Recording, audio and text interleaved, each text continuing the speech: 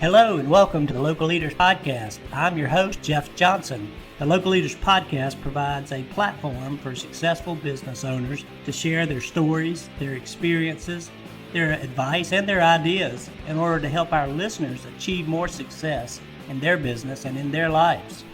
Get ready, another great show is coming up.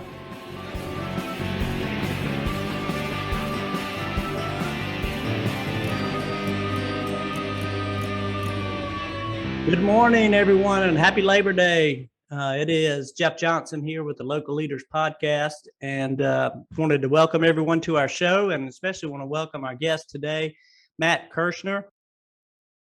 Matt has joined us from Red Knapp's American Grill, and he's in Rochester, Michigan. Welcome to the show, Matt. Thanks for being here.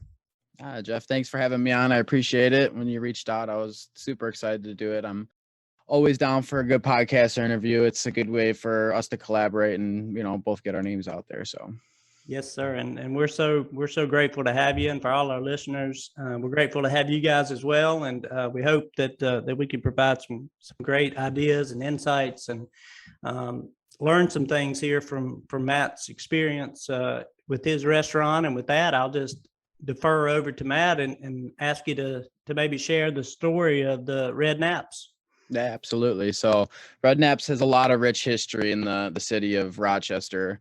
It got established in July 1950 by a gentleman named Red Lyle Knapp.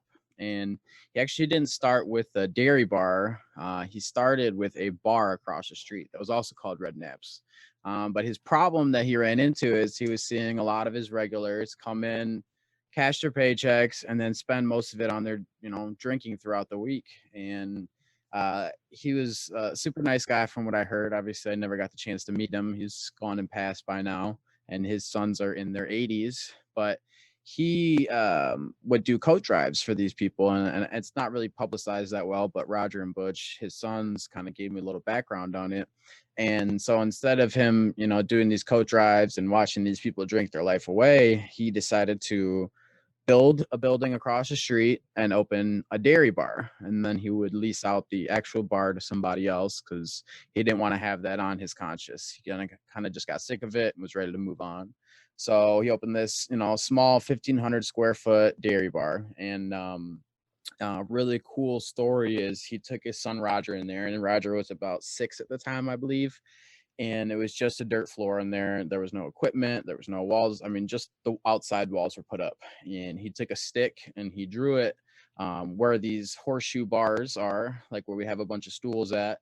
He showed them where the countertops were going to be, where the milkshake blenders were going to go, and basically gave him the whole visual of how this place was gonna look.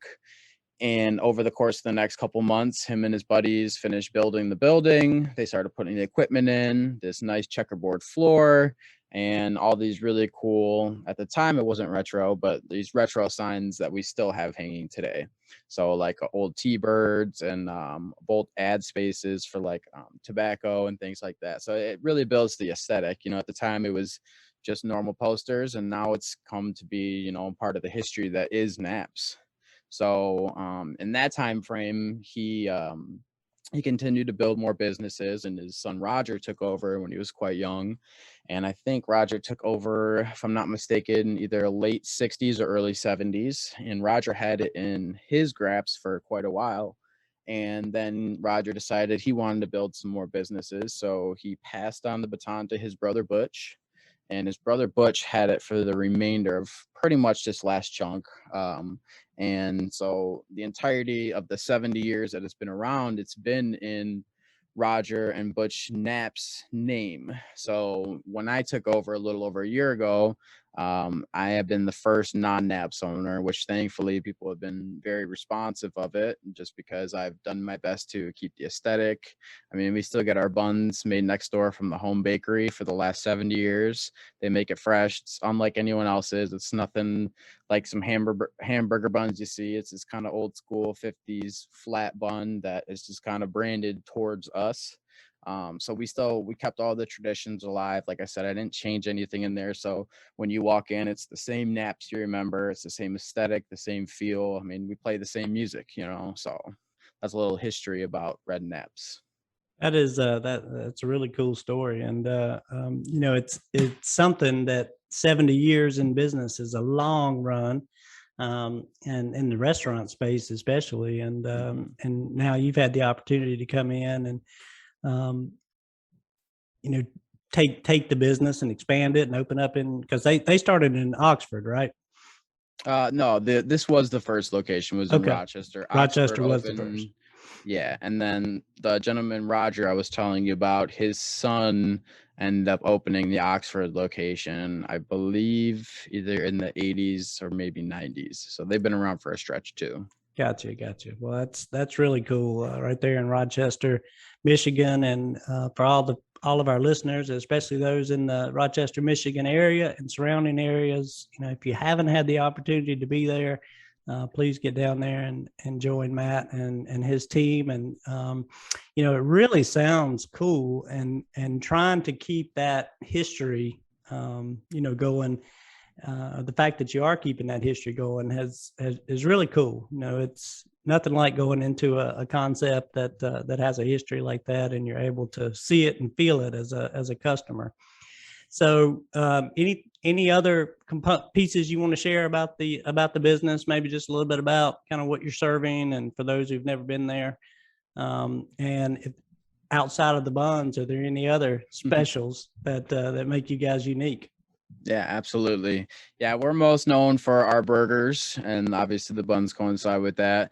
But another thing that we're absolutely most known for is our onion rings. So a lot of people will buy a bag of frozen onion rings, throw it in the fryer, fry it for a couple seconds and sell it. It's fast, easy, convenient. But one of the things that make us stand out is we'll take a whole onion, we cut it in half and pop out each ring. So you got these massive chunks of onion rings, and we not only hand cut them, but we hand batter them fresh to every order. So when someone orders onion ring and they've never been here, I always give them warning. I said, they are big. I'm just giving you a heads up. There's only 5 of them for an order, but they're big. And I come out on this tray and they're stacked this high, and everyone's just like, whoa, you weren't kidding. Ah, It's like, yeah, it takes a little bit of extra time, but I mean, it's part of the Naps tradition, and B, everybody absolutely falls in love with them every single time they come in. So I'd say our burgers, our onion rings, and then we're absolutely known for our milkshakes and our malts too. I've since added on some new flavors.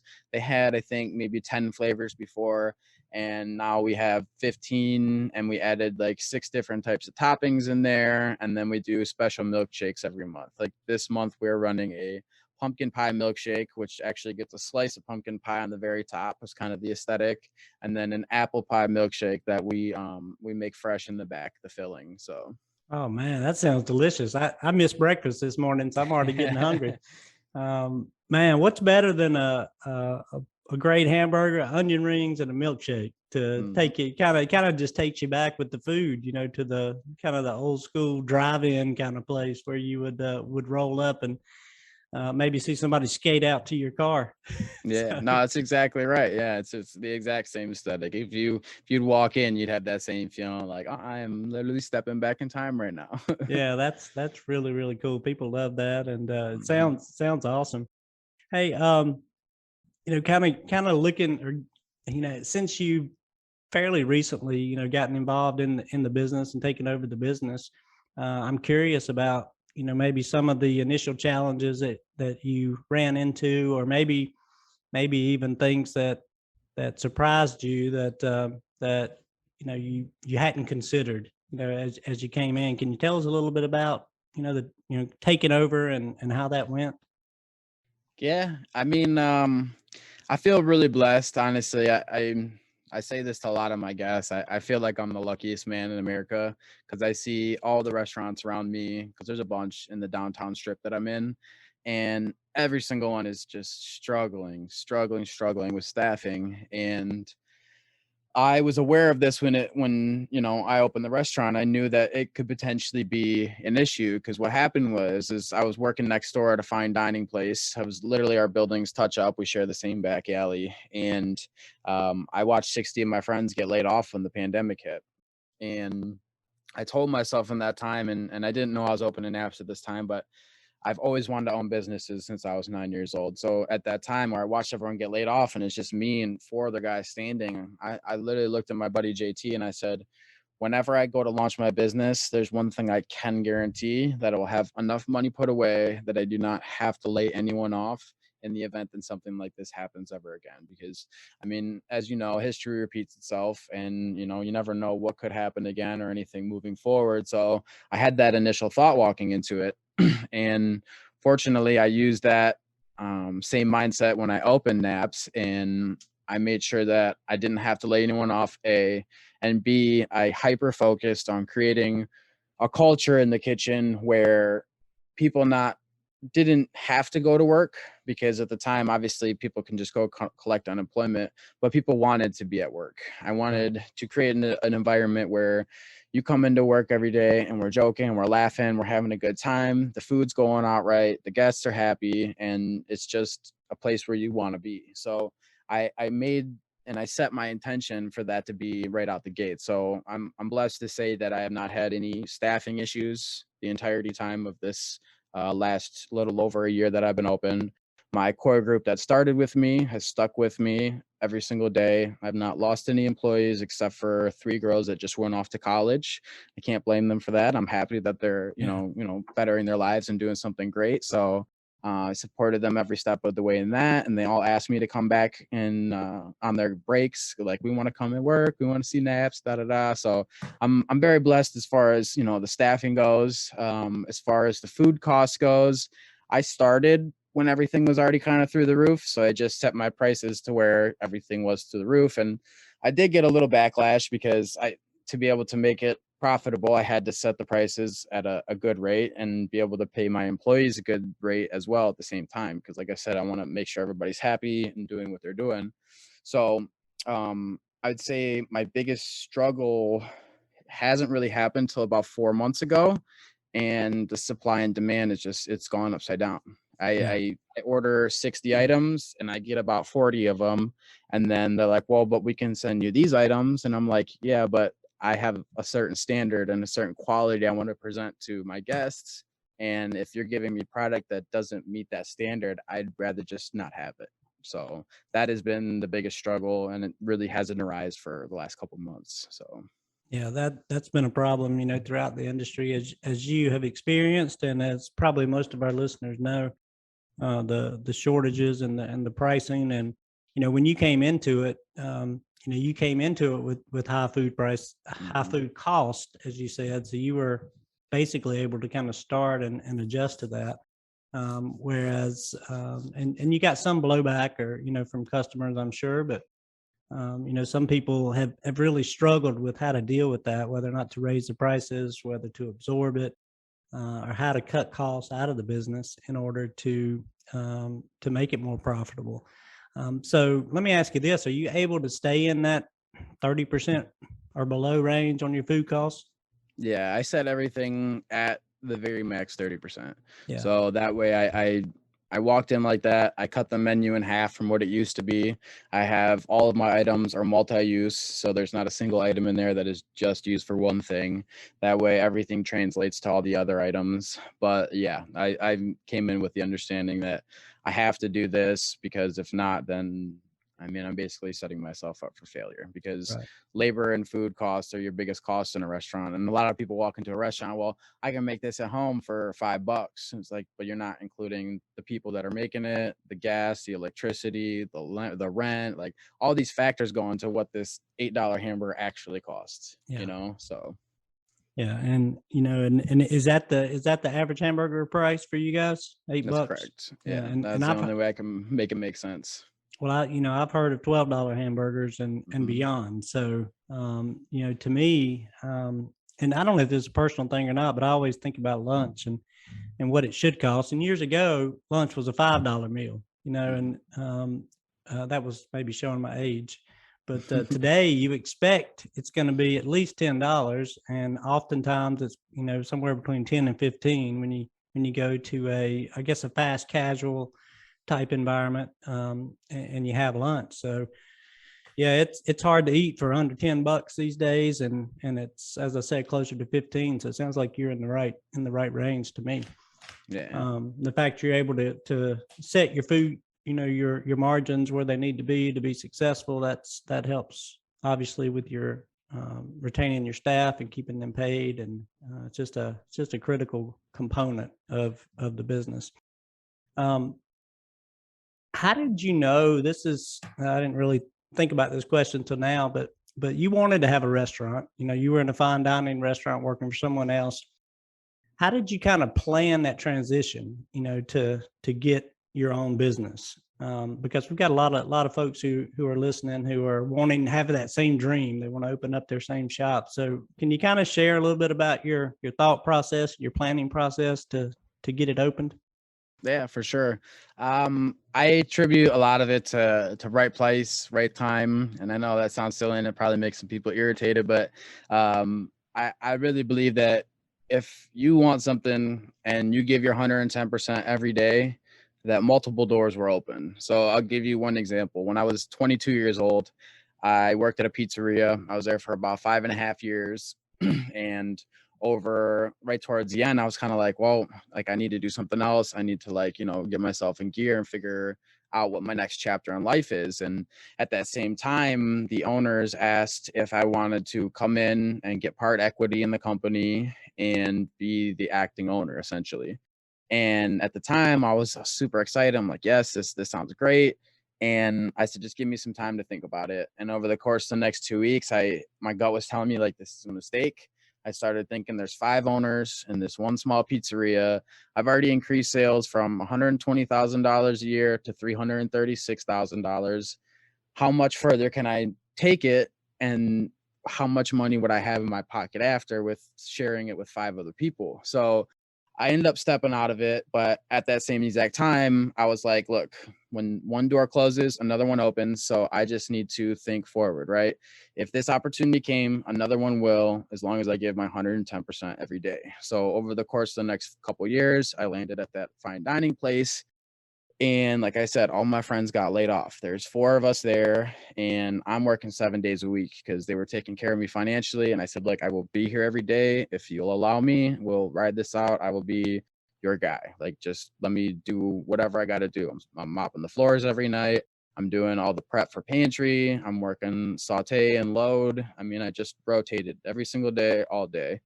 And one day my general manager is like, our exhaust, or excuse me, our AC unit's a little dusty up there. You got a shop vac. I said, yeah, I'll bring it in the morning.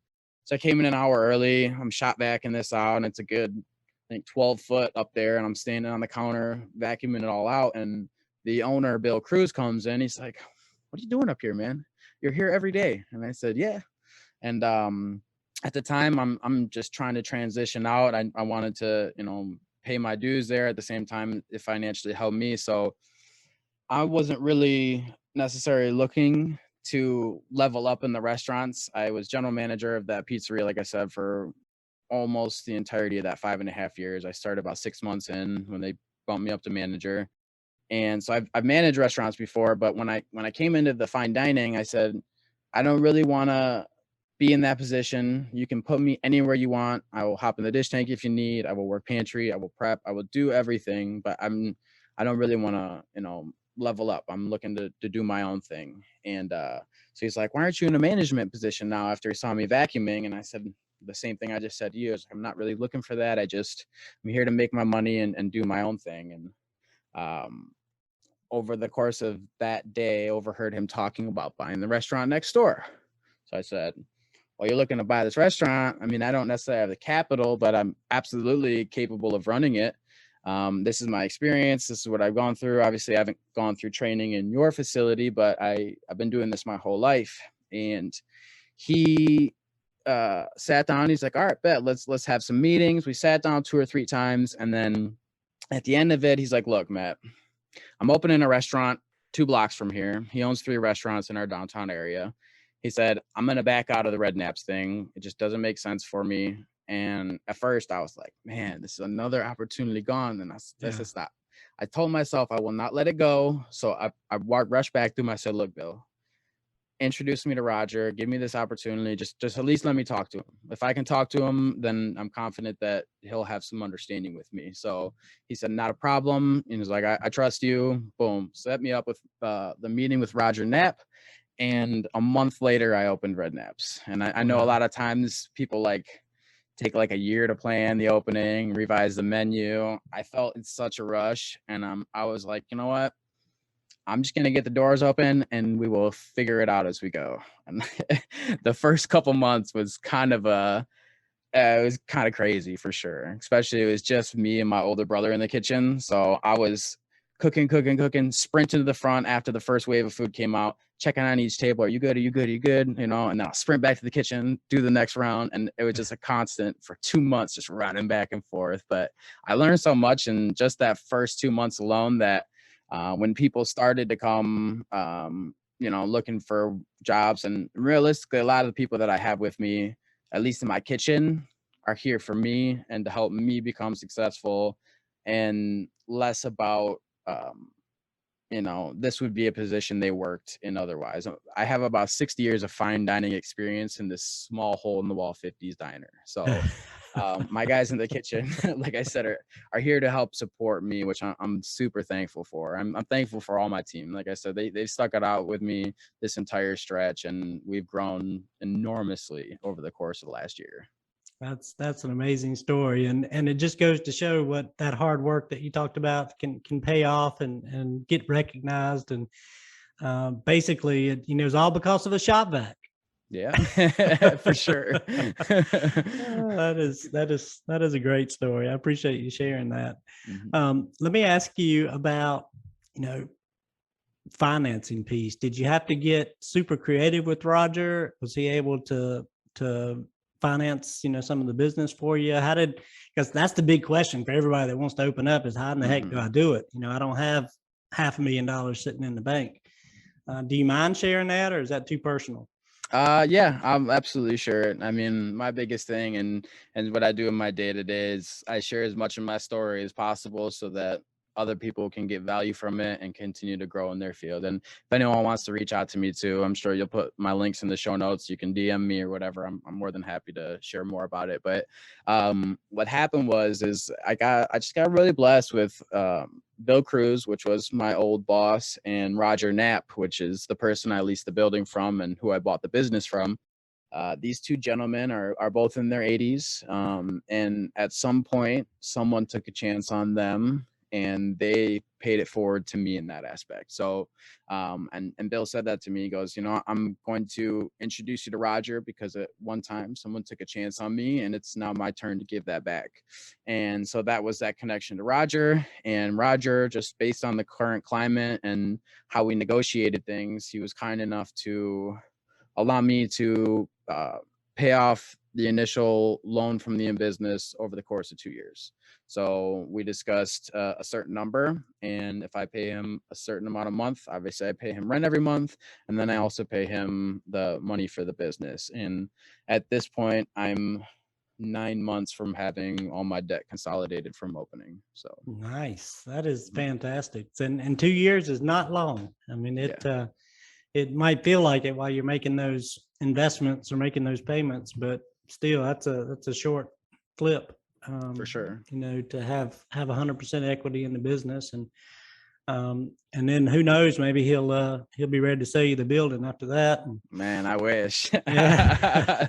There's an apartment above me too that's 1,500 square feet. I'm like, let's just work this into my my lease agreement. Yeah, absolutely. Yeah. You'd never have to be far away, would you? Exactly. Well, that's awesome. And again, I appreciate you sharing that, because the financing piece is a critical component. And in today's climate, I was talking with another guest a few weeks back, and their advice was, in terms of locations and looking for places, was to get creative, because these landlords, these building owners, these guys and ladies, now's a good time to negotiate, and For you have sure. to get creative, and you don't necessarily have to have all that capital on hand to outlay at one time. You can certainly get creative, and come up with different ideas and different ways to make it work. And if you want it bad enough, you can make it happen. And it Yeah. sounds like that's exactly where you were. So let me switch gears and ask and talk a little bit about the leadership piece, because you came from, well, you were a general manager before. So you were the business leader for all intents and purposes, just not the owner previously. Mhm. has it been any different going from general manager from a leadership standpoint to now owning the business and leading that team? Are there any learnings, any differences, anything that you can share about that transition? Yeah, absolutely. And I'm gonna start off too. Like I'm super young, you know what I'm saying? I've just started in life, so I have so much to learn. But I spend every day studying. So I listen to an enormous amount of podcasts and audiobooks for at minimum an hour a day on leadership and personal development so that I'm able to give that back to my team. And I've done that for the course of the last 5 years.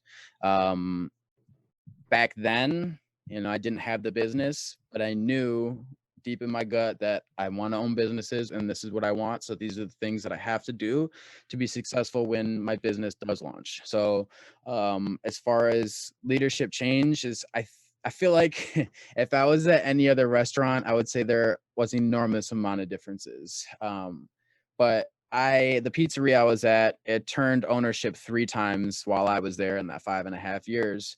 And each owner sold it as a turnkey business because the operator there would handle all the day to day. So I did all the payroll, I did all the ordering, I connected with all of our purveyors. So pretty much everything on that aspect, except for doing the taxes and signing the paychecks, I'm doing now at my facility. So I feel like in most businesses, general managers don't really do a lot of that stuff. Like even at the place I was at right before, like my general manager would literally just go shake hands to guests and maybe do some P&L sheets, if that. But a lot of the time it was just communicating with the guests and overseeing the day-to-day operations.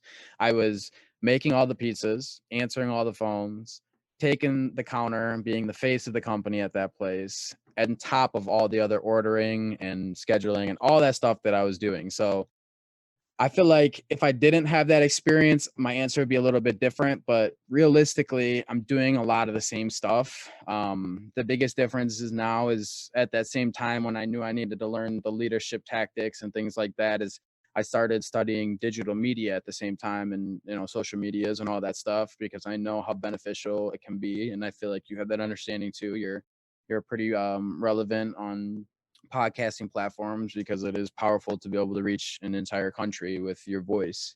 So as far as the leadership goes, like I said, I'm young, so I have a ton to learn, but I dedicate time every single day so that I can be a better leader. A lot of my front of the house is 15 to 20 years old, so I have a really young core, and I want it. I looked at it like this walking in, and at first I thought it was like, this downside, like, man, I got a lot of young people. They're going to be messing around. Like, it's going to be a lot to manage. But what I've realized, it's been my greatest blessing. I mean, the group that I have, and I'm not saying they're all like crazy mature, but when they come to work, they're respectful. They're great with our guests. They're a really core, good group of people. And I realized in that first couple months it is now my obligation and my duty to set them up with core principles so that in 20 years when they're in a different business and they're doing the career they want, they can look back and be like, you know what, Matt taught me that, or I had such a great experience at Red Naps because it was like chill, laid back, and all these valuable lessons that Matt kept digging into my brain. Like I'm finally understanding on why he did that now. And so as far as like how I go with my leadership is like, I really want to set all these kids up for success, but I'm pretty confident like they're not going to realize it for another 10 to like 15, 20 years that why I've been doing these things. But as long as they can get it done, like I'm cool with that. So Yeah, they'll come back in with their kids down the road and they'll be like, hey, there he is. There's that guy that instilled this in me. Yeah, that's what I'm hoping for. Yeah, that's really cool. That's a great a great attitude to have and a great just it just sounds awesome. It sounds like an awesome place to work and motivating and helping our young people. That's what it's all about is, when you're parents, you may not be a parent yet, but you probably feel like one to many of those employees.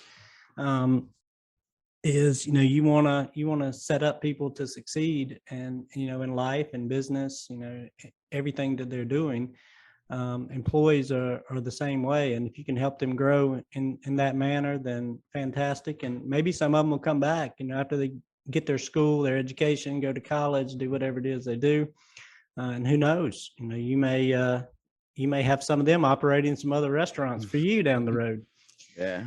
Yeah, so speaking of which, time seems to fly by when we're doing these conversations. But so maybe if we can get another 5 minutes in, if you're okay on time. Yeah, I'm just curious. You're still fresh into this particular business and getting it open. Do you have any plans for expansion or adding locations or other concepts?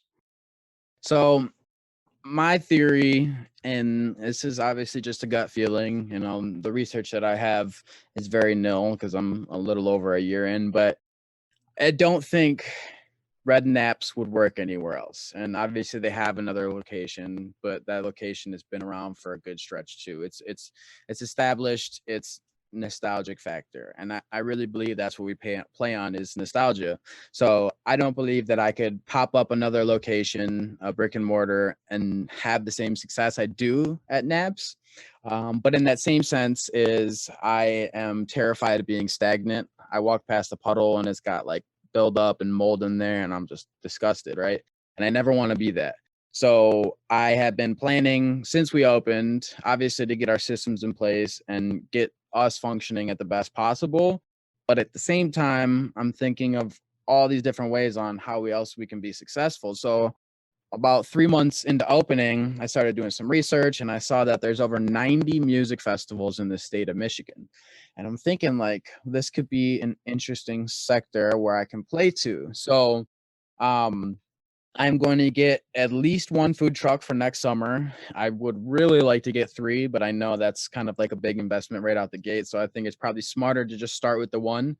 And I've already started going to some of these events over the course of the last month or two and talking to the people. Is this financially worth it? What is the initial cost? So on and so forth. So one of my regulars, it's funny, I was sitting down talking to my wife about this and I'm like, let's go to Arts Beats and Eats. It's in Royal Oak. Let's just go talk to some of the vendors. I want to just see how everything functions. And as we're talking about it, one of my regulars messaged me on Facebook, "Hey man, I got some tickets to Arts Beats and Eats. If you and Athena want any, da da da." I'm like, man, like life works out exactly how it's supposed to. So it's just shows me time and time again. But the best part is when he came in to drop these things off, he comes up to Naps and I'm like, yeah, I want to go out there and talk to the vendor. She's like, oh, well, I can introduce you to John if you want. And I'm like, John? He's like, oh yeah, well, not only does he host that event, but he hosts about 6 other events in the state of Michigan. I said, all right, well, Nice. I guess let me go on that route. So as far as expansion goes, I really believe that food trucks is my future, and only for the fact that I can take this thing mobile. Yes, brand recognition in a sense if we're local, but like even big events like there's this thing called Electric Forest in Rothbury. It's 2 weekends, 70,000 people. I don't necessarily have to do Naps, so it gives me some creative freedom too. So my theory is I'm going to get a food truck and I'm hoping that I can design a magnet big enough and actually have interchangeable menus. So instead of just a Ah, Red Naps nice. truck, Yeah. yeah. So our 6 month in, I realized that ghost kitchens were starting to become a thing. So I'm like, let's play around with it. I created a website, and one of my friends that's been working with me is from Mexico. He's been in the States for a little over 20 years, but he's got all the authentic cuisine down. So I said, Victor, like, let's come up with a Mexican menu and let's start a ghost kitchen. Popped up a website and went very successfully. But after the first month of bumping into each other in a 200 square foot kitchen, I realized I don't have the space to actually run 2 separate menus with how busy we are at Naps and the amount of griddle space. I got a 5-foot griddle, 2 burners, and 2 fryers, and one quesadilla takes up a good chunk of our burners. And if I got 16 burgers on there, you got the burger grease rolling onto the tortillas, and it was Financially, it made sense, but space-wise and headache for my guys, it did not make sense. So I figured if I get these food trucks, we can run Poppy Victor's menu, we can run the Red Naps menu, we can run any menu we design, because as much as I want to play and experiment at Red Naps, people come here for a reason. They come for the burgers, they come for the onion rings, and when I try to put new menu items on, they're like, what is he doing? And it sucks. I mean, it's awesome because I want to give the people what they want, like I said, but at the Yeah. same token, as I want to have fun, I want to experiment, I want to play with food, I want to make fun food, fancy, weird, creative, and I can't do that because of the history that this place has. But I believe with the food trucks, I'll be able to accomplish that and be able to design menus for whatever festival we might be at too. Yeah, that's awesome. That's gives you an opportunity to let those creative juices flow and and create new, unique, fun concepts. And I love the idea of a single food truck, maybe having multiple menus.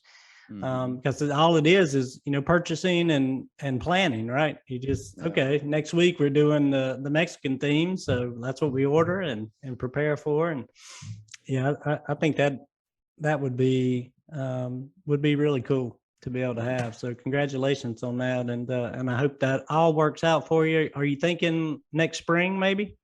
Oh yeah, That's it? definitely. Yep, that's the goal. Yeah, Yeah. I've had this plans pretty much since we've opened, and I just got all the final logistics. I need to know that it made sense financially to do it, and it wasn't just a promotional thing. Because I was talking to a lot of people that work at the place I was working before, because like I said, we share an alley, so I see all my old coworkers, and they're like, not trying to talk me out of it, but they're like, oh yeah, it's like 50K to get in, and they take a percentage of sales.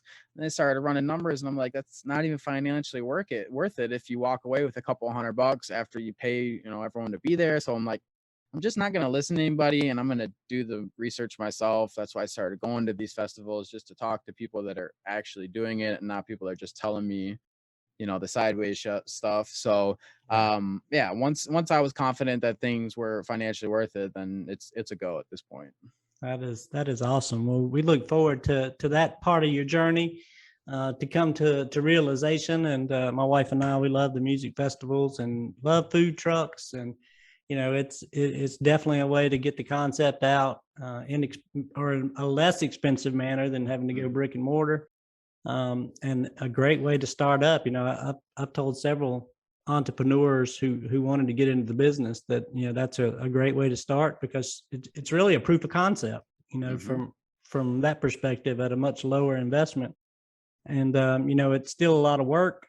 There's challenges with it, just like with any other business. But what better way to prove it out? And you hit on one of these menus that becomes super, super awesome. And then all of a sudden an opportunity arises for brick and mortar in the right place with the right fit of that menu, and pop, now you've got a whole new thing going.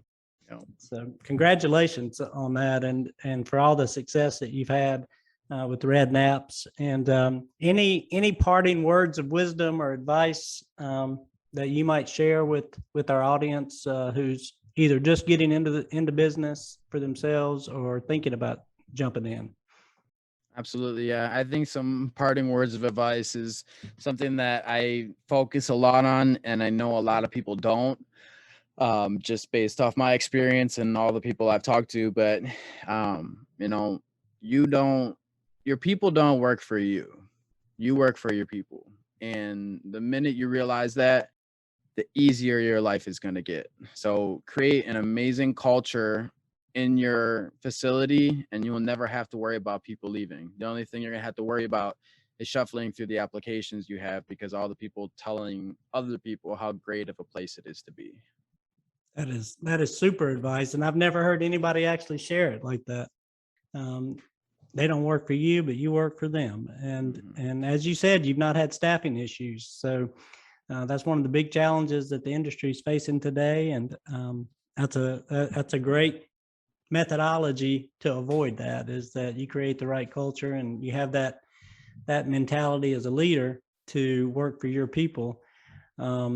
Amazing. Great story. Great story, Matt. Thank you so much for sharing all your experiences so far, and yet you're young, so you still got a long ways to go, a long ways to grow. And I think I look forward to all the things that you're going to do in the future, and I'm sure our audience will too. Maybe we can have a follow up on the food trucks next year and kind of check in and see how those bad boys are doing. And rather than one, you might have 14 by then at the rate you're going. I hope so. You have one in every state, right? Yeah, that'd be great. Yeah, and hey, if you go down toward Florida and the warmer climates, you can operate 12 months out of the year, right? For sure, yeah. Yeah, well, that's awesome. And again, we've got Matt Kirshner on with us today from Red Naps, and he is in Rochester, Michigan. And again, if you haven't had the opportunity to go and have a meal with them and feel that nostalgia, please get down there and visit. And if you have been there but haven't been back recently, remember those onion rings and those milkshakes are waiting for you. So get up, get out, go eat, and enjoy yourself at Red Naps. And Matt, I just want to thank you again for taking time to being on our show today on the Local Leaders Podcast.